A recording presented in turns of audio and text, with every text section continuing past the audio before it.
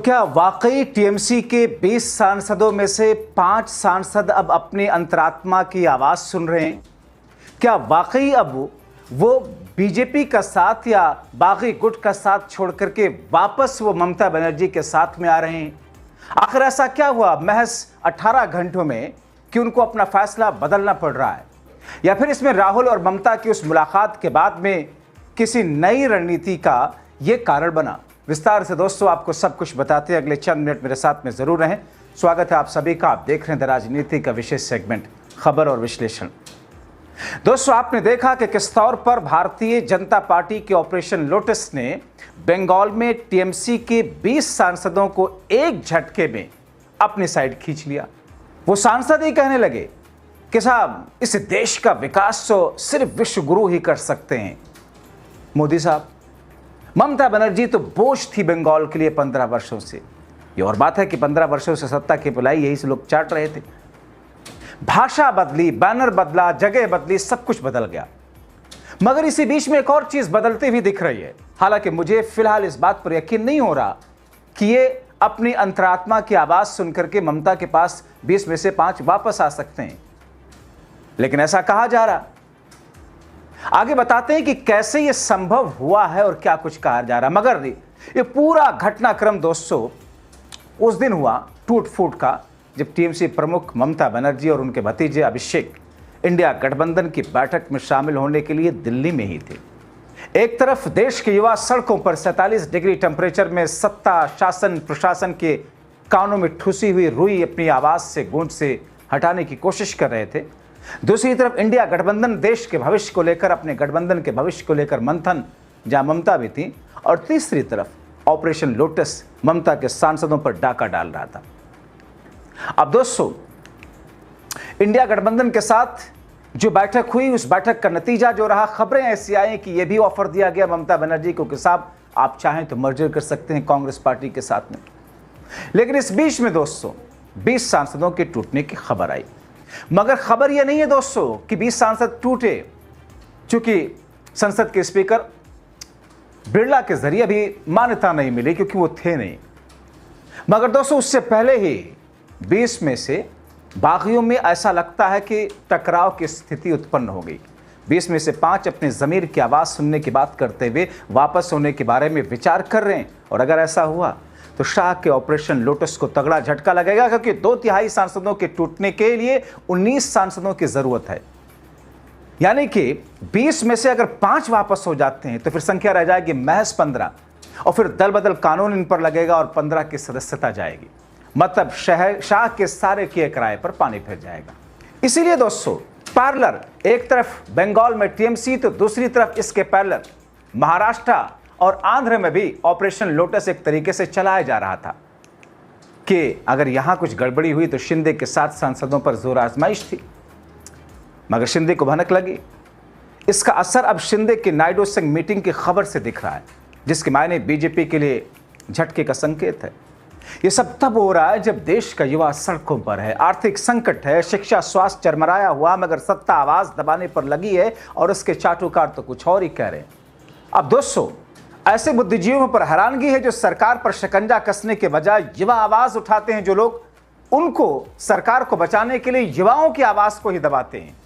मैं कुमार विश्वास साहब का पर्सनली सम्मान करता हूं, कवि कुमार विश्वास का, मगर उन पर से मेरा विश्वास इस बयान के बाद थोड़ा सा उठा है। मुझे प्रसन्नता है कि जिस समय जर्मनी में बैठा हुआ एक युवक अमेरिका में बैठे हुए दूसरे युवक के साथ मिलकर टर्की में बैठे हुए लाइक्स के सहारे भारत को नेपाल बनाने का प्रयास कर रहा है, उस समय देश का युवा भारत का संस्कार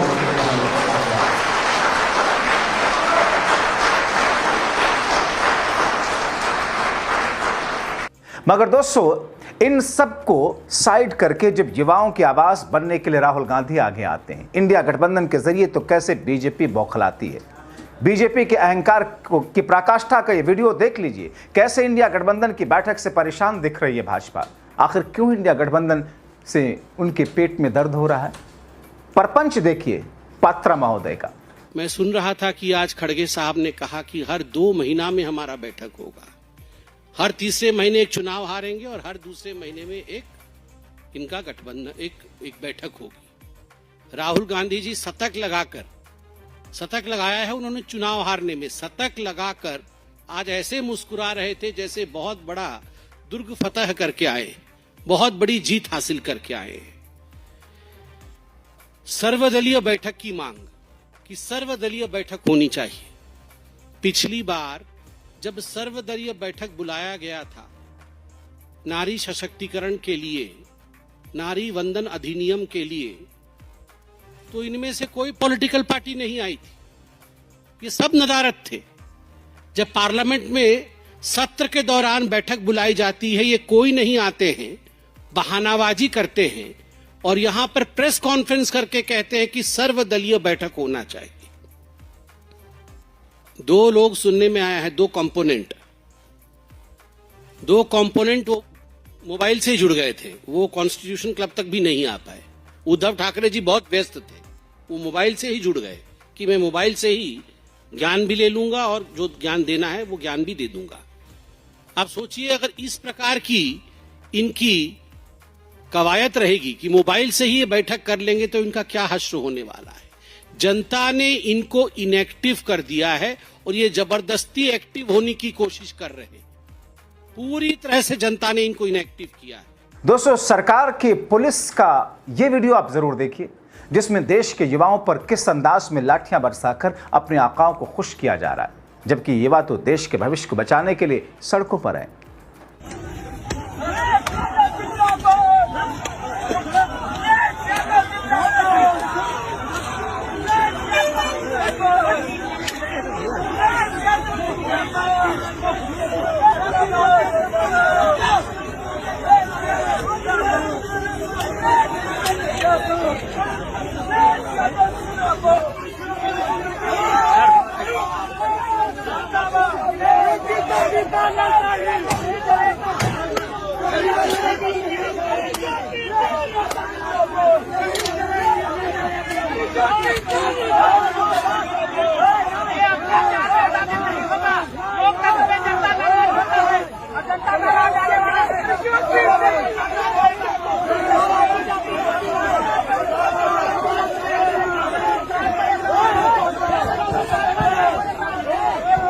तभी देश के बुजुर्ग महिला पुरुष जो खुद को जेनजी के आंदोलन में शामिल करके आगे आते हैं सरकार से परेशान होकर उसकी नीतियों से।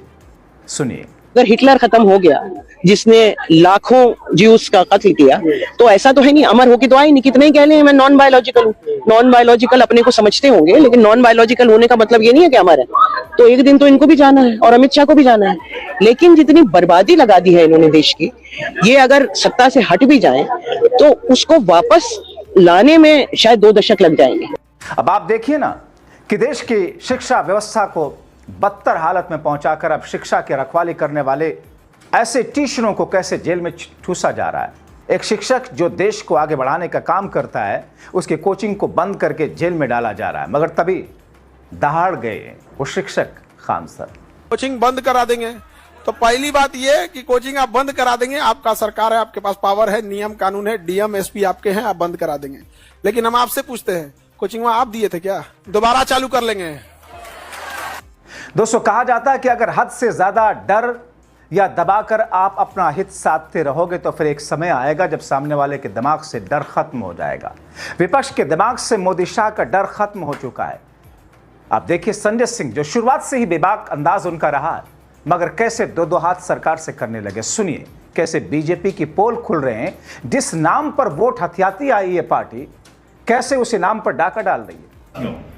कल से मैं लगातार इस बात को कह रहा हूं कि भारतीय जनता पार्टी और उससे जुड़े हुए लोग चंदा चोर हैं और प्रभु श्री राम के नाम पे इन्होंने चंदा चोरी की है, जमीन का घोटाला किया है। पहले भी इनके बारे में हम लोग कई बार खुलासा कर चुके हैं। अभी जो ताजा मामला आया है ये प्रभु श्री राम के दान पात्र में चोरी का मामला सामने आया है। प्रभु श्री राम को जो श्रद्धा के साथ लोग चढ़ावा चढ़ाते हैं उसमें चोरी का मामला सामने आया है और करीब करीब 7 करोड़ रुपए की चोरी का मामला सामने आया है। कल से जब हम लोग आरोप लगा रहे थे, इस पे बोल रहे थे, तो बार बार बीजेपी के लोग ये कह रहे थे तो झूठी बात है, तो गलत बात है, ऐसा तो कुछ हुआ ही नहीं। लेकिन आज जो अखबारों की खबरें हैं और जो सच्चाई अयोध्या से सामने आई है, उसमें साफ हो गया है कि 4 लोगों की गिरफ्तारी हुई है। जी हां, 4 लोगों की गिरफ्तारी हुई है चढ़ावा में चोरी करने के कारण। सीसीटीवी फुटेज में चढ़ावे में चोरी पकड़ी गई है।